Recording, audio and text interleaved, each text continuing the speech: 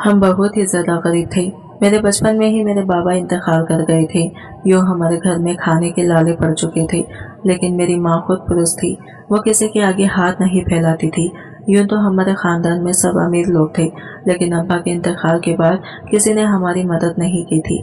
मदद करना तो दूर की बात, वो हमारे घर में झांक कर भी नहीं देखते थे कि हम जिंदा भी हैं या नहीं। ऐसे में मेरी माँ कपड़े सिलाई का काम करती थी और इसी से हमारा घर चलता था। माँ ने मेहनत मजदूरी करके मुझे पढ़ाया लिखाया था। अब माँ की आंखों की रोशनी खत्म हो चुकी थी, इसलिए माँ ने पास वाले बंगले में काम करना शुरू कर दिया था। बंगले वाले पड़ोस बहुत ही अच्छे लोग थे। वो थोड़ी बहुत हमारी मदद भी कर दिया करते थे। मेरी पढ़ाई के लिए भी उन्होंने काफी सारे पैसे दिए हुए थे और इन्हीं के पैसों से मैं कॉलेज जाया करता था। अब मुझे भी कुछ काम करना था। अपनी माँ के लिए कोई मेहनत मजदूरी का काम करना चाहता था। यूँ मेरी माँ को तनहा मेहनत करते हुए नहीं देख सकता था। मेरी माँ बंगले में दिन रात काम करती थी। अब इसकी बूढ़ी हड्डियों में ताकत नहीं थी कि अब वो इस उम्र में भी काम करे। और ये बात मैंने बंगले वाले आंटी से कह दी थी कि मुझे कुछ काम चाहिए। इसलिए उन्होंने मुझे बताया कि तुम तो पढ़े लिखे हो, तुम तो कॉलेज जाया करते हो और 2 बजे के बाद फ्री भी हो जाते हो, कि क्यों ना तुम हमारी बेटी अनाया को ट्यूशन पढ़ा लिया करो। यूँ तुम्हें भी कुछ इससे पैसे मिल जाएंगे और तुम्हारे घर का गुजारा भी हो जाएगा, और ऐसे में हमारी बेटी की भी हमें कोई परेशानी नहीं रहेगी। और आंटी की यह बात सुनकर मैं बहुत ही खुश हो गया और अपनी माँ को भी बताया तो वो भी बहुत खुश हो गई। अब यूं ही दिन गुजरने लगे। अनाया के बाबा बाहर विदेश में रहते थे और यूं एक दिन आंटी ने मुझे फ़ोन किया कि बेटा तुम कल से ही अनाया को ट्यूशन पढ़ाने के लिए हमारे घर आ जाना, क्योंकि मेरी बेटी बहुत ही शरारती है, इसलिए मैं इसे ज़्यादा देर तक कहीं भी नहीं छोड़ सकती और इसे तुम्हें ट्यूशन पढ़ाने के लिए काफ़ी ज़्यादा फीस भी दूंगी। इनकी बात सुनकर मैं खुश हो गया और कॉलेज ख़त्म करके पहुंच गया। जैसे ही इनके बंगले में गया तो आंटी ने मुझे लॉन्च में बैठने का कहा और लॉन्च में बैठकर अनाया का इंतज़ार करने लगा। मैंने अनाया को कभी नहीं देखा था। थोड़े वक्त के बाद जैसे ही वो लॉन्च में पहुंची, इसे देखकर मेरी आंखों में चमक आ गई थी, क्योंकि यह बहुत ही ज़्यादा खूबसूरत थी। इसे जो भी देखता देखता ही रह जाता। ये जवानी की दहलीज पर थी। इसका बॉडी फिगर भी जानलेवा था। अब मैं अपने जज्बात को कैसे कंट्रोल करता। मैं तो एक मर्द था। मर्द की चाहे जितनी भी तरबियत अच्छी क्यों ना हो, अगर इसके सामने कोई खूबसूरत लड़की आ जाए तो इसकी नीयत बदल ही जाती है। ये इतनी ज़्यादा खूबसूरत थी कि मुझे इसे देखते ही मेरी आंखों पर यकीन ही नहीं हो रहा था।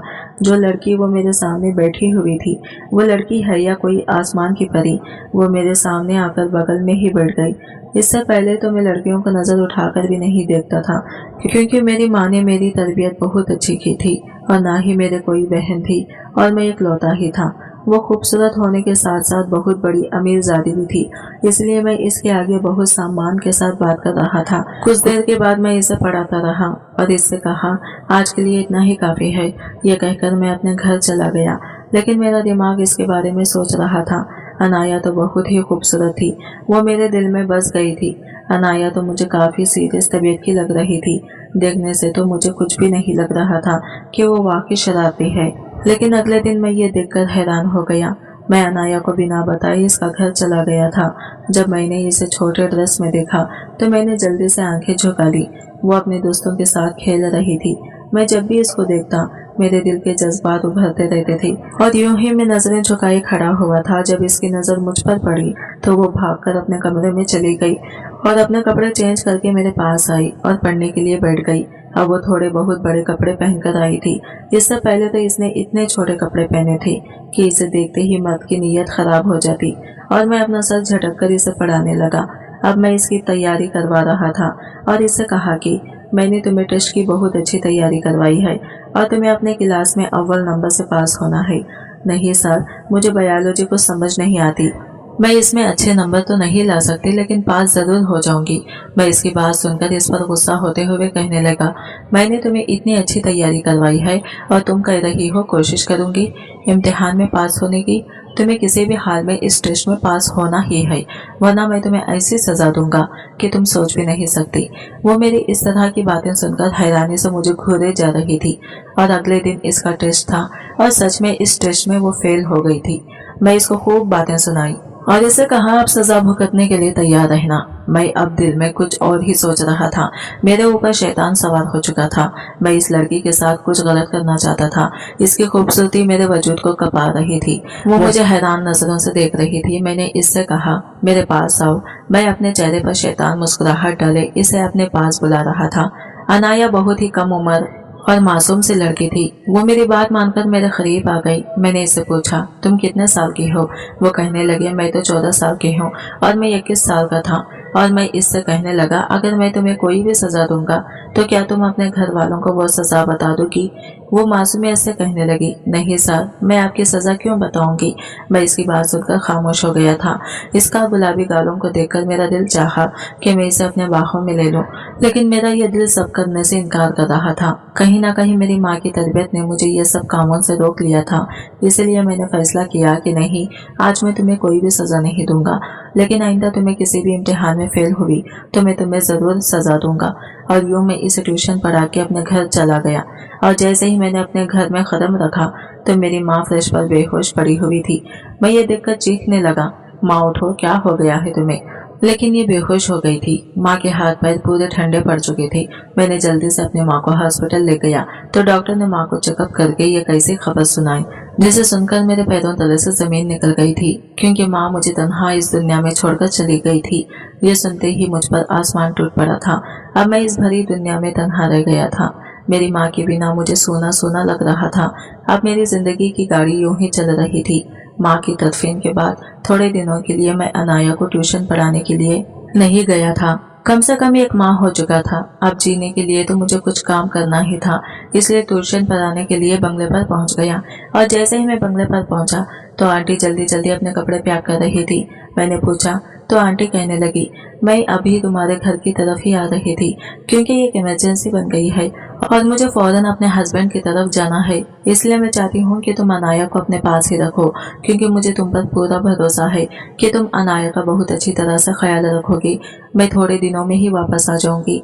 आंटी की यह बातें सुनकर मेरे दिल में कहीं न कहीं खुशी पैदा हो रही थी। और इतना कहकर आंटी जल्दी से अपने घर से चली गई। यूं मैं अब इस बंगले में और अनाया अकेले तन्हा रह गई थी। दिन तो किसी तरह से ढल गया, लेकिन रात कैसे गुजार सकता था। अनाया को लेकर मैं अपने घर आ चुका था। माँ के मरने के बाद मैं घर में तन्हा ही रहता था। हमारा घर एक ही कमरे पर मुश्तमिल था, इसलिए अनाया को कमरे में सुला दिया और मैं बाहर सहन में सो गया। आधी रात का वक्त था।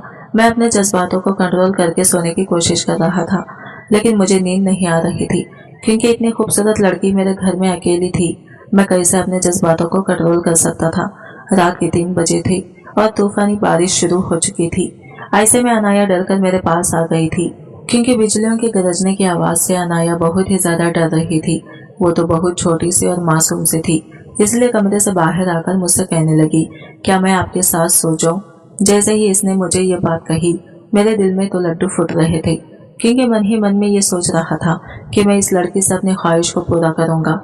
अपने बदलती हुई नीयत को मैं जरा गौर कर रहा था, लेकिन मुझे अपनी नीयत पर शक हो रहा था। इसलिए मैंने इसे अपने पास सोने के लिए मना कर दिया तो वो डर के मारे रोने लगी। इसलिए मैं इसे मना नहीं कर सका और अपने पास सुला लिया। थोड़ी ही वक्त में हम दोनों नींद की वादियों में खो गए थे। फिर अनाया ने अपना हाथ मेरे ऊपर डाला तो जैसे मेरे जिस्म में करंट सा लगा। वो तो अभी भी जवानी की दहलीज में पहुंच रही थी। कच्ची उम्र की जवानी लेकर वो मेरे बिल्कुल करीब आ गई थी। जैसे ही इसका हाथ मुझ पर पड़ा तो मेरे भी जज्बात उभरने लगे थे। मैं कितने दिनों तक अपने जज्बातों को कंट्रोल कर सकता था? मुझसे तो अब बिल्कुल भी बर्दाश्त नहीं हो रहा था। इसलिए मैंने इसके साथ वो सब कुछ कर डाला जो मैं करना चाहता था। ये बिल्कुल नींद में ही थी, क्योंकि मैंने ही कल इसे दूध में गहरी नींद की दवा मिलाकर दे दी थी, इसलिए वो इस सब से बिल्कुल अनजान थी। मैंने फिर से कपड़े पहनने दिए थे और सुबह सुबह ही बाहर निकल गया था।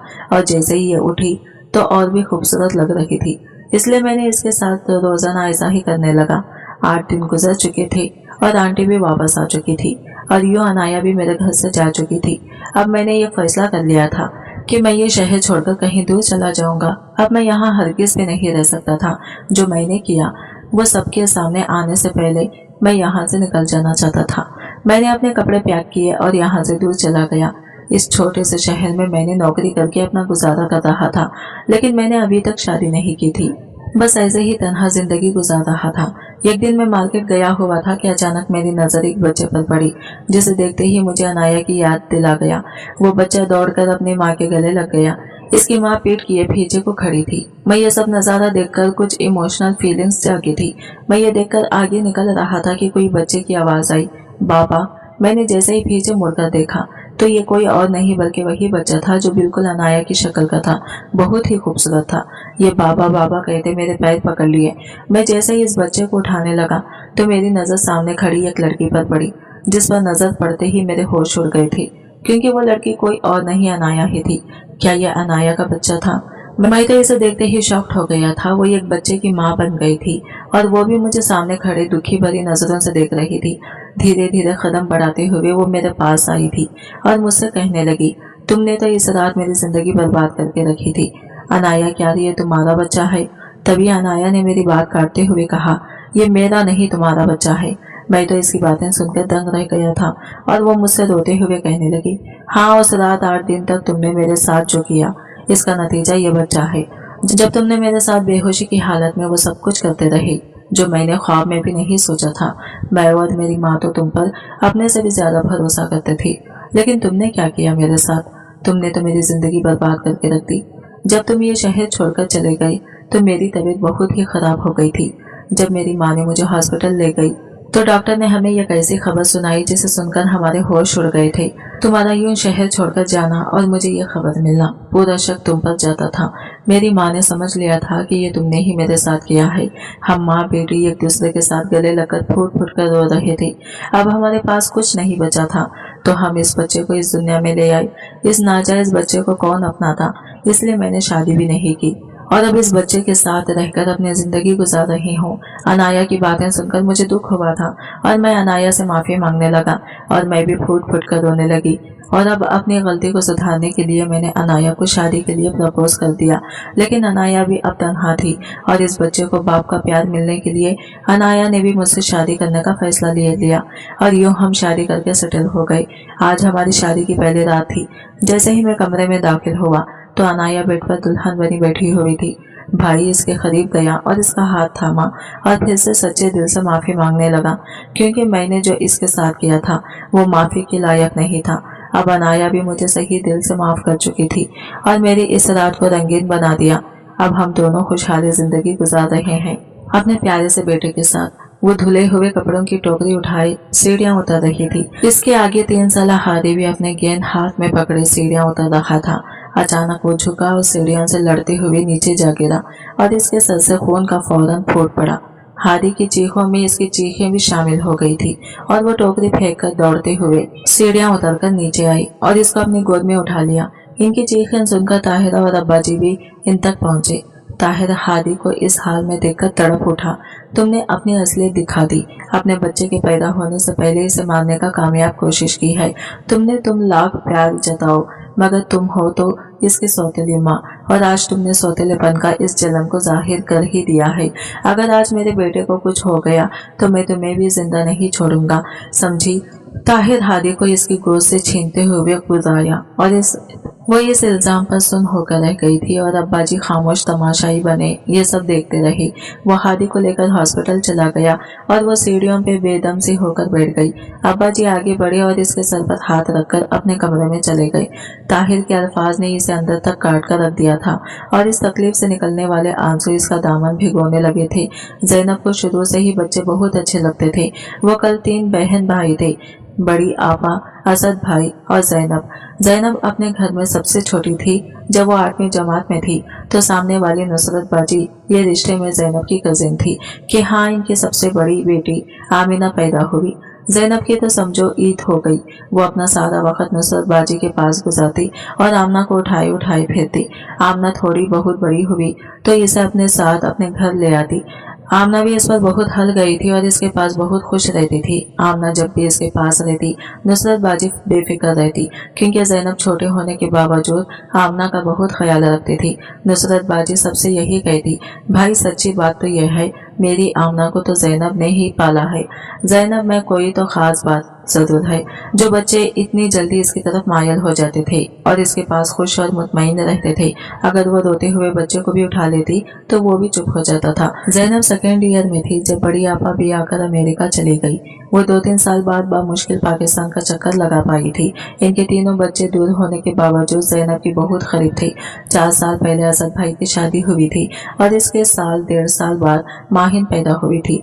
माहिन भी इसके साथ बहुत अटैच थी। वो बहुत अच्छी थी और बहुत मोहब्बत करने वाला दिल रखती थी, मगर पता नहीं क्यों इसकी बात अभी तक कहीं भी नहीं ठहरी थी। हालांकि इसको मास्टर्स किए हुए 5 साल होने को आए थे।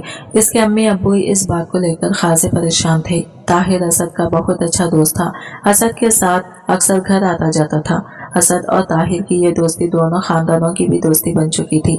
जैनब अपनी अम्मी के साथ 2-3 बार ताहिर के घर जा चुकी थी और ताहिर की अम्मी हाजिरा बेगम अक्सर इनके यहाँ आ जाती थी, क्योंकि हाजिरा बेगम की दोनों बेटियां भी आकर मुल्क से बाहर जा चुकी थी। अब इस घर में 3 नफूस हाजिरा बेगम, असलम साहिब और ताहिरा होते थे। फिर असद और ताहिर की शादियां भी 2-3 महीनों के फर्क से आगे पीछे हुई थी। शादी के बाद ताहिर की बीवी फाकिरा भी इसके साथ आ जाती थी। फाकिरा की जैनब और भाभी सुना के साथ खूब जमती थी। फिर हंसती मुस्कुराती प्यारी सी फाकिरा के साथ वो हो गया जो कोई सोच भी नहीं सकता था। वो डिलीवरी के लिए हॉस्पिटल गई और हादी को जन्म देखकर खुद हमेशा के लिए आंखें मोड़ गई। ताहिर इसकी फैमिली पर तो जैसे आसमान टूट पड़ा था। जैनब की फैमिली भी इस साने पर कई दिनों उदास रही। फाकिरा के इंतकाल के 3 माह बाद माहिन पैदा हुई तो ताहिर अपनी माँ के साथ इसे देखने आया। वो बहुत कमजोर और बुझा हुआ लग रहा था। जैनब ने हाजिरा बेगम से हादी के बारे में पूछा तो उन्होंने ठंडी आह भरकर कहा, क्या बताऊं इस बदनसीब के बारे में जिसने अपनी माँ का लम्स तक महसूस नहीं किया। वो बहुत कमजोर है बेटा, ये तो हकीकत है। माँ का नीमल बदल नहीं होता। मैं तो इसे अच्छी तरह से संभालती हूँ, लेकिन जरा कोताही होने पर इसकी तबीयत बिगड़ जाती है। इसकी नानी इसे अपने साथ ले जाना चाहती है, लेकिन ताहिर नहीं मानता। कहता है मेरा बेटा मेरी नजरों के सामने रहना चाहिए। बेटा तुम हमारे हक में दुआ किया करो। हाजिरा बेगम की इल्तिजा या लहजे पर जैनब ने इनके हाथ पर अपना हाथ रखकर इन्हें तसल्ली दी। वक्त कुछ आगे बढ़ा। आबादी 3 साल का और माहिन पौने 3 साल की हो चुकी थी। आज हाजिरा बेगम काफी दिनों बाद इनके घर आई थी। अस्सलाम वालेकुम आंटी। वालेकुम अस्सलाम बेटा। उन्होंने इसके सर पर प्यार से हाथ फेरा। आज इनके साथ हादी भी आया था। जैनब ने इसे देखा तो बेख्तियार माहिन से इसका मुवाजना कर डाला। हादी अपनी उम्र के लिहाज से बहुत कमजोर और सहा हुआ सा लग रहा था, और ना इसकी उम्र के बच्चे, खास तौर पर लड़के के तो भाग दौड़ में दिलचस्पी लेते हैं।